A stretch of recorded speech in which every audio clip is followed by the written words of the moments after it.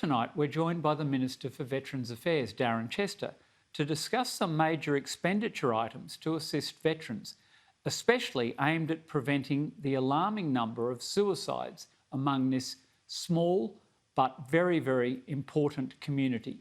As viewers of this program know, I've focused a lot of attention on veterans and national security issues. Much of the media coverage this week has focused on reforms in the aged care sector and measures to reduce violence against women, which have been major crises confronting the government.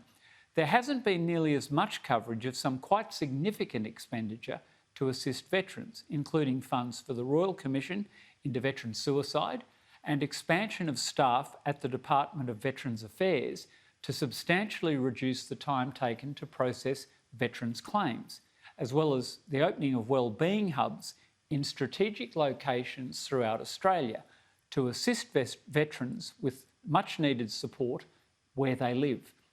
Well, Darren Chester, welcome to the McGregor Angle, and thank you for making time after what's been obviously an intense week in any minister's life and an intense week for the Minister for Veterans Affairs. So thank you for making time on a Friday night.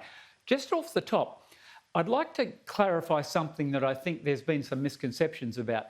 You are not defining the terms of reference for the Royal Commission, are you? It's been dealt with by the Attorney-General, as I understand it. That's right, Catherine, and great to join you as well. It's been a busy week, but it's been a good week. I've had some good engagements in Canberra all week with veterans and their families, and today I caught up with the senior leadership group of the Australian Defence Force, so it's been a busy week.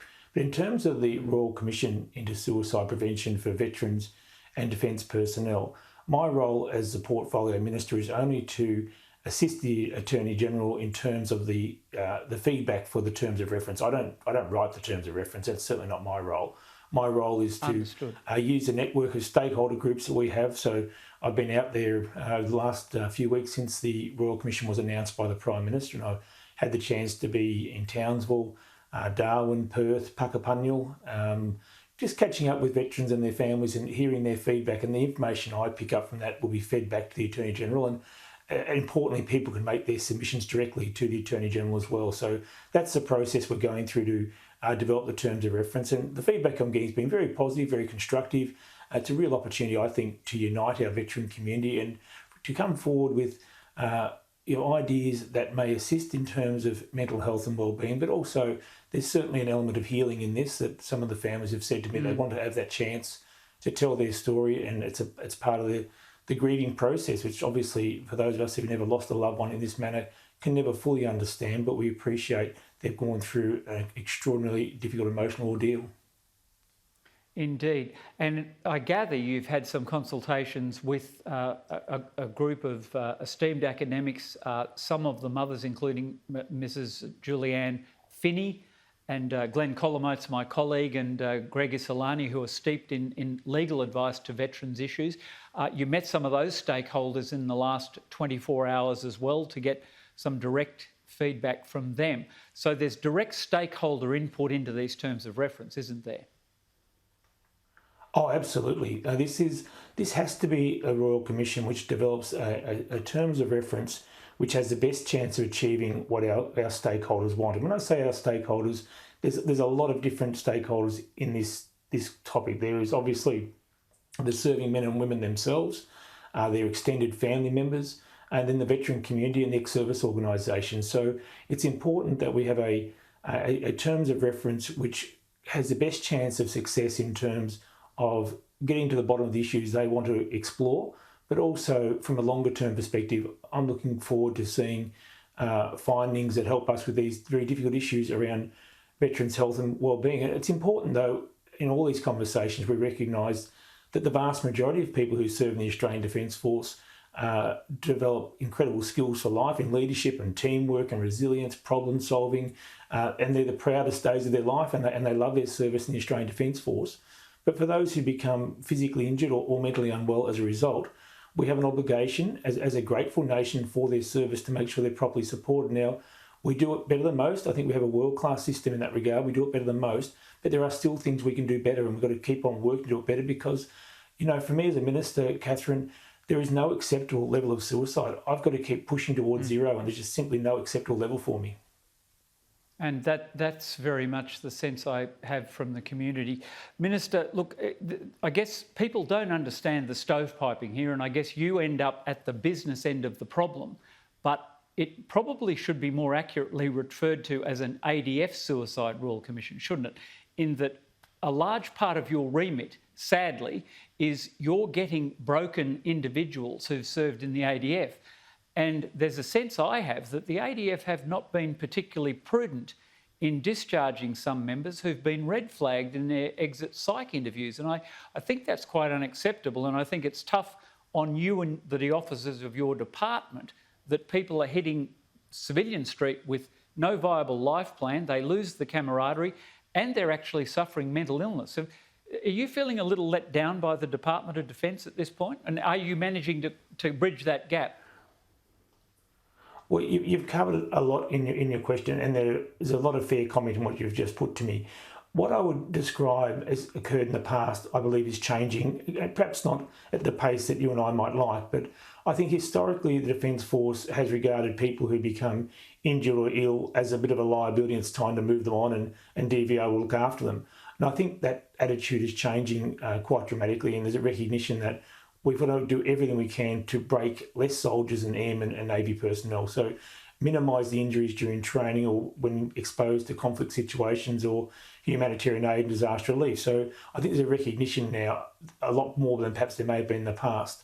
But the critical point you raise is that during that service and then during that transition period, there's a lot we can be doing to improve people's resilience, to make sure that they're properly cared for during that service period and they're well prepared for that transition to civilian life. I mean, we spend months training people to get ready to serve, and then historically we give them a couple of days or a couple of weeks to transition out. Well, we need to train them for the transition as well to return to civilian life, because the majority will transition well and make a significant contribution to community life.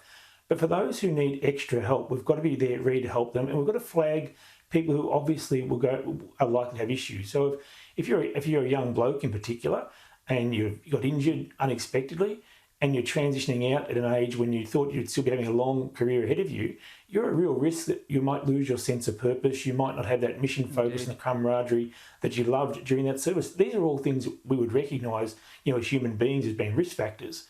In the past, I'm not convinced that we recognise them quickly enough, and that's part of my role in that transition with defence personnel responsibilities and also into the DVA, Department of Veterans Affairs responsibilities. So there's a lot of really good people doing some great work, and we've got to make sure we keep doing that great work while the Royal Commission runs its course. Now, the other thing is, of course, that the claims management system, the feedback you were getting was that it was taking too long, and there's been an eye-watering increase.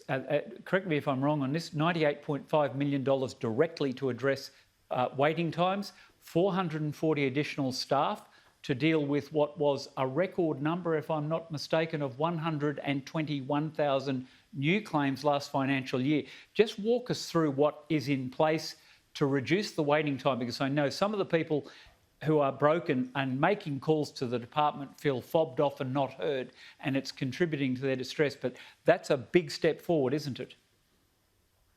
Oh, look, that's a huge result for my department, and I think we need to maybe take a couple of steps back. Over the last couple of years in particular, we've worked hard to try to reform DVA and improve its systems and digitise systems and make it more efficient. And at the same time, we've been doing quite a lot of publicity around encouraging veterans to come forward who may have never registered with DVA through the Veterans Recognition Package and the lapel pin and these sorts of things, which were intended to try and bring veterans forward. Now, we brought forward 30,000 more veterans than we'd ever had before, and that resulted in a lot more claims over the last couple of years. So I guess we're to some extent a victim of our own success in terms of raising awareness and bringing people forward, and then we got ourselves in a position where we fell behind on the time taken to process claims. So, I accept full responsibility for that I'm not satisfied that it should take so long to process a claim, and the bid I put to the Expenditure Review Committee, so Treasury, Finance and the Prime Minister, and I received good support for this bid, was for additional staff to take on this time taken to process issue. It shouldn't take so long for an eligible veteran to have their claim considered. Now, part of it is, obviously, Catherine, as you're well aware, some of the claims are quite complex and the legislation can be difficult to navigate. So we've got to get better at putting in good claims and processing them quickly so that the people who are entitled to receive that support receive it sooner, and we take away some of that anxiety and stress that it may be causing them. So look, I think the announcement in the budget is a good one. It'll give me additional resources. And one of the things I'd like to do, and I'm looking to explore with the department, is where we locate these people so they don't all need to be in capital cities. Yeah. There's some advantage, I think, in having some of the claims people living and working in towns where there are a lot of veterans, so they get a better exposure to exactly their life experience. So some of the garrison towns would be well suited to hosting some of these staff. Mm. And indeed, that's where I guess you need some of the more viable ESOs to step into this space and partner with you, don't you? For instance, I have to disclose, I met with you with RSL Queensland this week, and they seem to have a good footprint with the real Army, and they're looking to replicate that with Air Force and Navy. A presence out in the field with a one-stop shop to help people from cradle to grave, from enlistment to discharge, is a step forward. But you need a unified RSL, don't you? And they haven't really stepped up, with the exception of that large Queensland branch so far. Well, I think you're right. It's a real partnership there between the volunteers, I guess, in the ex-service community who have the capacity, have the footprint to deliver services on the ground as well. Now, RSL Queensland, I think, is an exemplar in that regard, and I'm looking forward to exploring new relationships with them to see what else we can do together. Indeed. They offered a lot of promise, and I know I've had a chat to Heston Russell overnight as well, and he's got a group of volunteers keen to get out and do some advocacy and partnering as well, and he spoke glowingly of Robert Skoda as well. So I think there's some fruitful ground there.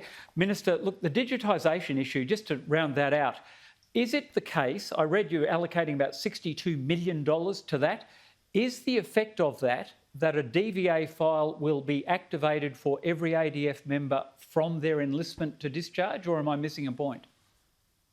No, you're spot on with the point. There's a need for a data exchange, really, so that the file will follow the serving member throughout their career, and instead of this excuse that we lost the paperwork somewhere, or that training accident you had in Puckapunyal, no one could find the paperwork 10 years later, that excuse has to go. So we're getting better, I think, in that regard at digitising records and ensuring that when an incident occurs, if an unfortunate accident occurs and someone has a back injury, or a knee injury, a hip injury, it's recorded at that time. It follows that service member right through their career, so it's easy to assess the liability throughout their career. And we've been digitising millions of pages of records in recent years to try and speed up the system. So these are good things. These are things that are actually happening, but it has been, I think, a legacy issue of years of an IT system was creaking along and not necessarily delivering for our veterans. But I think we're in a good position to go forward with a lot more confidence about how we manage this period of service, the transition into civilian life,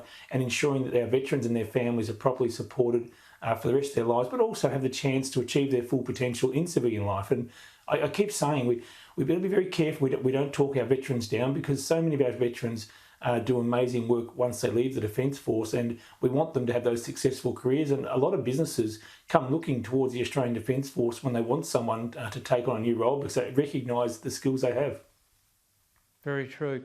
Minister, on that note, I'll have to leave it. We could talk about this all night, but I'm sure over the course of the year we'll have many other matters to raise. Thank you very much for joining us on a Friday evening after a hectic week and explaining those measures to our audience, because I know they're very pro-veteran. Thank you, Minister Chester. Thank you, Catherine. As always, I appreciate your interest in the topic. It's something that we've got to keep working on as a nation. You bet. All the best.